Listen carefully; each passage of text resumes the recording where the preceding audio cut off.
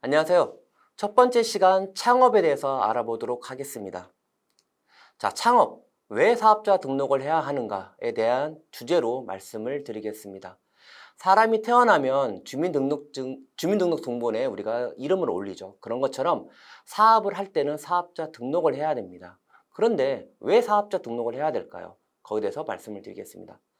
자, 우리가 쇼핑몰 사업자를 대상으로 제가 지금 강의를 하고 있는데요. 전자상가를 판매를 하려면 시군 구에 통신판매업 신고증이 필수입니다. 근데 통신판매업 신고를 하려면 사업자 등록증이 있어야 돼요. 그래서 사전으로 사업자 등록증을 먼저 발급을 받아야 됩니다. 그런데 만약에 사업자 등록을 안 한다면 어떤 상태가 발생을 할까요? 미등록 상태에서 수입, 즉 매출이 발생을 했다고 가정을 해보죠. 이럴 때 만약에 사업자 등록을 안 했다면 가산세 또는 금액에 따라 좀 차이는 있겠지만 조세범 처벌법에 의해서 우리가 처벌을 받을 수 있습니다. 그리고 우리가 물건을 팔을 때 거래 상대방으로부터 우리가 10% 부가세를 받죠. 받아서 어떻게 하죠? 우리가 국가에 납부를 합니다. 그런데 이 물건을 살 때 우리도 마찬가지로 판매하는 사람에게 또 10% 부가세를 냅니다. 그걸 우리가 소위 말하는 매입 부가세라고 합니다. 그런데 이 매입 부가세는 뒤에 부가세표에 다시 말씀을 드릴게요. 그런데 사업자 등록을 안 하게 되면 이 매입 부가세를 우리가 공제를 받을 수가 없어요. 그렇기 때문에 우리가 어쩔 수 없이 사업자 등록을 해야 되는 거고, 다르게 얘기한다면 사업자 등록이라는 거는 나 앞으로 이러이러한 사업을 하겠습니다라는 거를 대외적으로 표방을 하는 겁니다. 그렇기 때문에 내가 사업자 등록을 안 하게 되면 권리만 찾으면 안 되는 거죠. 의무도 지켜야 되는 사항이 발생을 한다는 것입니다.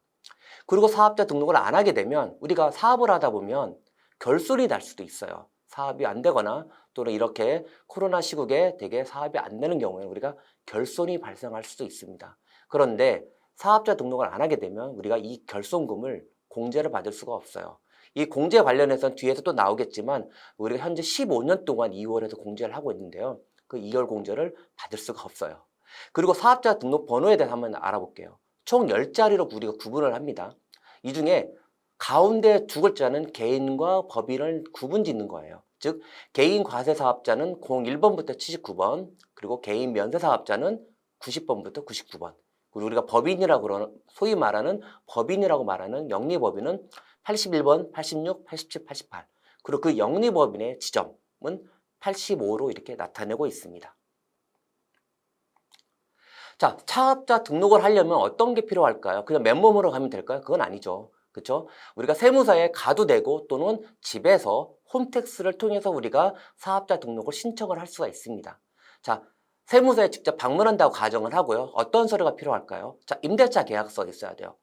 사업을 하려면 사무실이 필요합니다. 그렇기 때문에 꼭 임대차 계약서 있어야 되는데 만약에 임대를 안 하고 내가 내 개인 자가에서 한다, 내 주택에서 한다 그러면 그때는 필요가 없습니다.